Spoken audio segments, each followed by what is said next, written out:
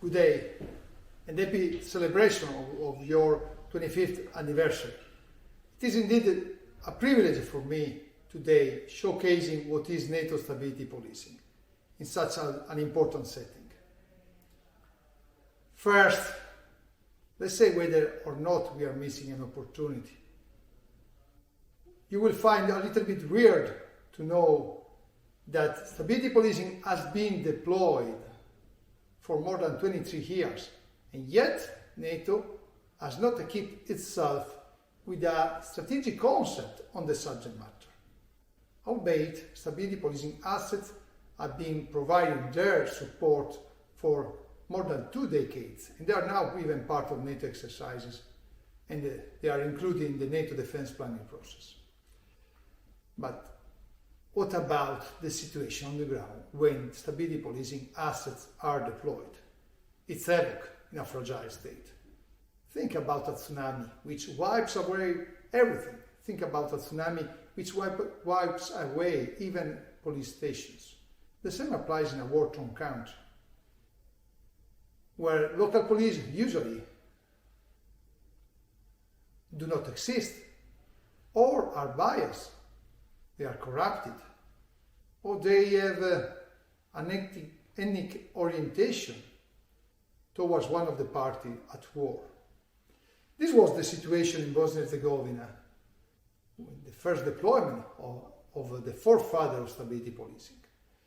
Well, from one side, we had NATO, which deployed, with a 60,000 plus strong force, with artillery pieces, air force, whatever could be deployed was there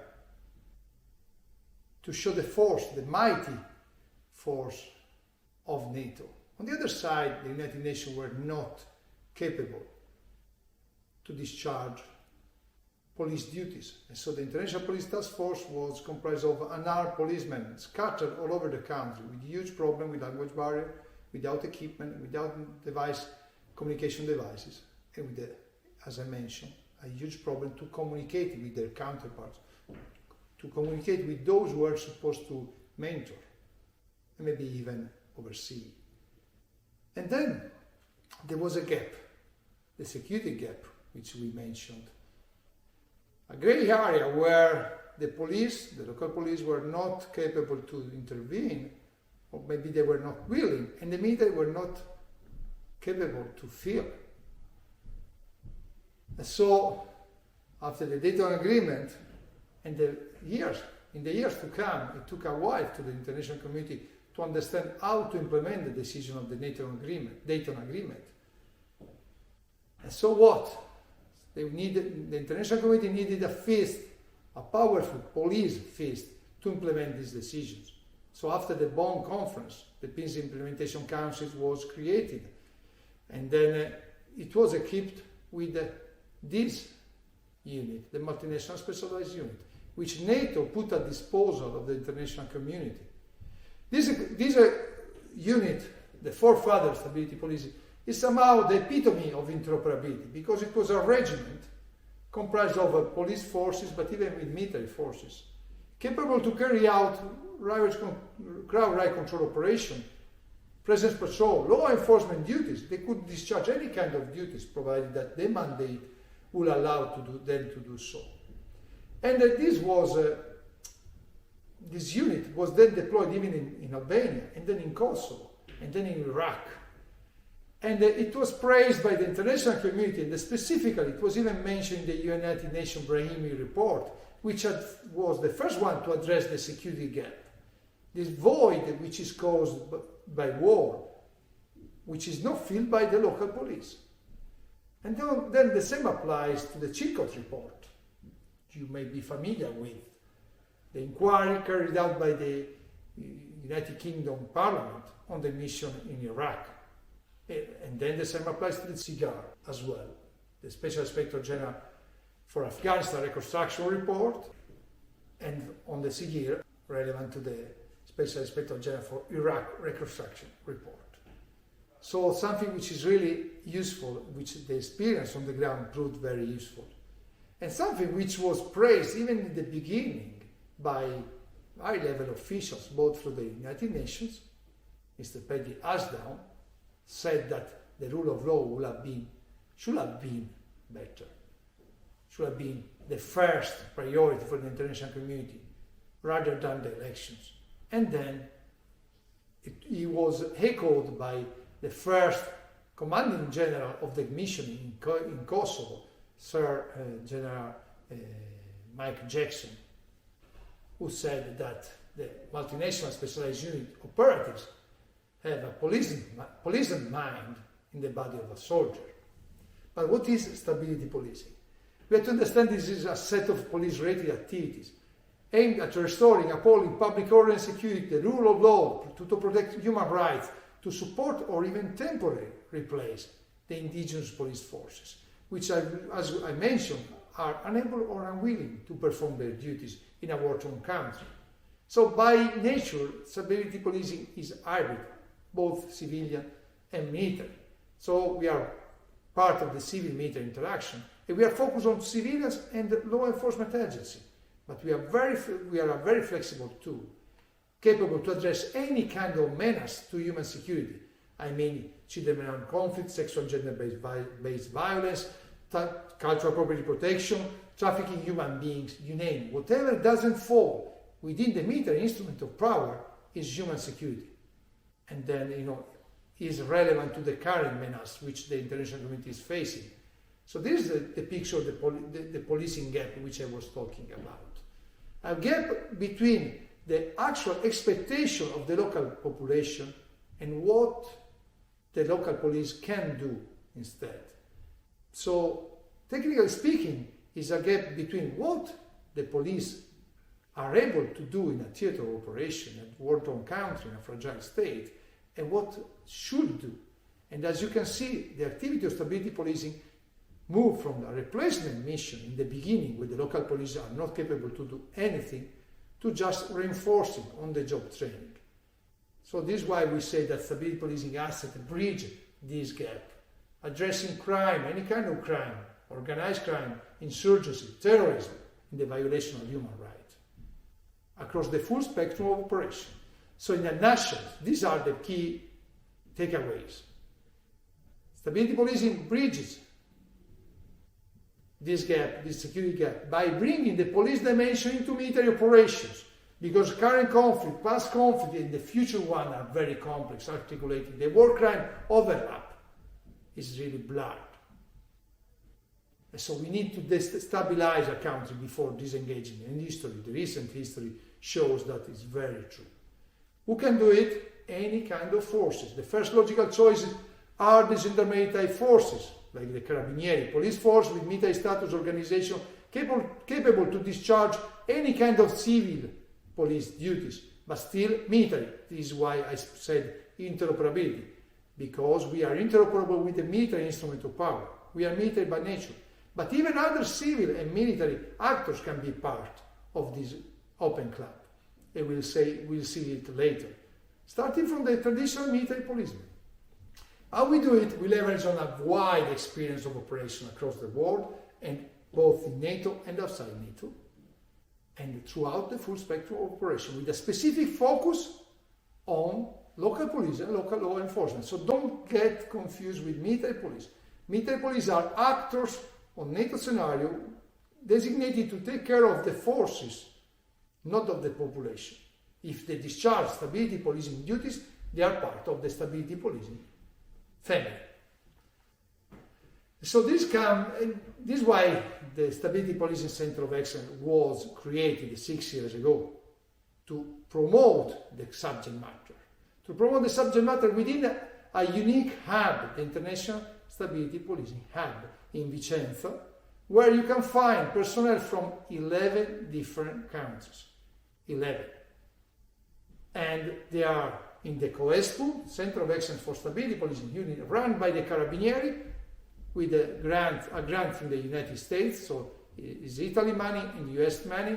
The European Gendarmerie Force on the left-hand side, which works for the European Union mainly, whilst the COESPU works for the United Nations, and then the Center of Excellence for Stability Policing. That's it. But then let's go a little bit now into deep on the subject matter. And thanks again for the great opportunity you gave me to showcase stability policing. Threats to cultural property range from force majeure, earthquakes, floods, to vandalism, or to organized crime and or transnational organized crime activities, or to terrorism. And then, as a means to fund irregular activities. And then, we have this kind of threat as well, no? Because, they first pretended to destroy the status, and then we found these heads in the black market. But then the threat has changed. Aristotelian warfare, the Gerasimov doctrine, cyber, the activity carried out by Daesh. I mean, do threat our stability back in our countries, but is even a threat against cultural property. So what can we do to support? We have been striving for make everybody understand that cultural property protection is not to be a burden. It cannot be just a problem to be put in our activities on the ground when we say, no, we cannot put this site in the strike list and that's it. It's not only a problem of war crime, because, according to the Security Council resolution on the matter, but according even to NATO regulations, and there is a BIC, a Bi-Strategic Command Directive on the subject matter, which is unfortunately unclassified. So could be infringing the law on cultural property is a war crime. But is it only this problem? So it's only a problem about logistics. So because we cannot camp in a site which is a UNESCO heritage site, or what? Or can we do something more? So for the time being, there is really little mention in NATO, but even in under other ages, about cultural properties. The only key milestone is the United Nations Security Council Resolution 2347, 2017. But then what? NATO is to be equipped with something more, with something stronger. As I mentioned, the policy is to be drafted yet. So from our side, from the stability policing perspective, we have been doing our utmost best to include in our main work stream, stability policing. One is the revision of the main publication on the subject matter, and two is the draft of the tactical publication on stability policing, as the slide reads. But then who can do something about stability policing? Several tasks are relevant to stability policing, and several of them are relevant to cultural property protection. As I said, it's an open club. An open club, it means that everybody can be part of this club and can contribute to this kind of activities. So those which are highlighted in green, you see, are very relevant to stability policing, to cultural property protection. So let's go one by one and see what we can do. And all of these activities are relevant to policing activity in a theater of operations. The difference being, for the actors who can perform these activities, is to be just trained and equipped to do something, or trained but even with the police skills and equipped to do something, or really high-level trained and equipped and with a very good mindset on stability, on policing, to do something. Simple like that. But once again, this is an open club where everybody can provide its support, their support, either being from the Gendarmerie type forces, from the Carabinieri type forces, military police forces with military status organization, as I mentioned, or from military police, or the military, or even civilians, depending on the situation on the ground. But what next? How can we support? For sure, since NATO focuses on war fighting, policing can provide a different means of approaching restricted warfare by legal targeting through policing activity. This helps to win the battle of narratives. And then the policy. We don't have a policy in NATO yet. So we do need to do something more. And with your support, with the other stakeholder support, the same stakeholder that we gathered in Vicenza 2 weeks ago, I believe that we can make the difference by creating the network which I mentioned in the margins of the conference. Once again, stability policing focusing on the local populace. Through its policing means, contributes to the intelligence cycle. And then we must do more on paper. And my point is, can it afford not to invest on cultural property protection? Does it not revolve against the alliance only because we can run the risk to lose the battle of narratives? So we have been doing something on this. For sure the conference was an achievement, but was a first step. But most importantly, I believe that being here with you today on your 25th anniversary speaks volumes. And our federated approach can start really today, all together. So let's see that we can do more, but we can do more all together. Only by moving forward in unison will we be able to make the difference. That concludes my briefing. And I do thank you for whatever you have done and whatever you will do to support us in this endeavor. Thank you so much.